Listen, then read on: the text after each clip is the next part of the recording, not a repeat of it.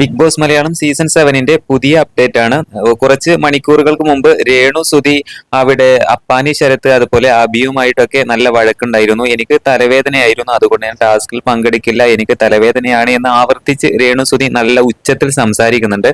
ആ സമയത്ത് അബിയും അതുപോലെ അപ്പാനി ശരത്തും കൂടെ പറയുന്നുണ്ട് രേണുവിന് തലവേദനയില്ല, നിനക്ക് തലവേദനയില്ല എന്ന് പറഞ്ഞുകൊണ്ട് നല്ല രീതിയിൽ തിരിച്ച് അങ്ങോട്ടും പറയുന്നുണ്ട്. ആ സമയത്ത് ഇത് വഴക്ക് കൂടി പോകുന്ന സമയത്ത് ആദില, നോറ ഇവരൊക്കെ വന്നുകൊണ്ട് അതൊന്ന് സോൾവ് ചെയ്യാൻ ശ്രമിക്കുന്നുണ്ട്. ആ സമയത്താണ് നമ്മുടെ അനുമോൾ വന്നുകൊണ്ട് രേണു സുധിയോട് നല്ല രീതിയിൽ സ്ട്രോങ് ആയിട്ട് തന്നെ ചോദിക്കുന്നുണ്ട്, തലവേദനയുള്ള ആൾ ഇത്ര ഉച്ചത്തിൽ സംസാരിക്കില്ല, ഇത്ര ഉച്ചത്തിൽ സംസാരിക്കില്ല എന്ന് പറയുന്നുണ്ട്.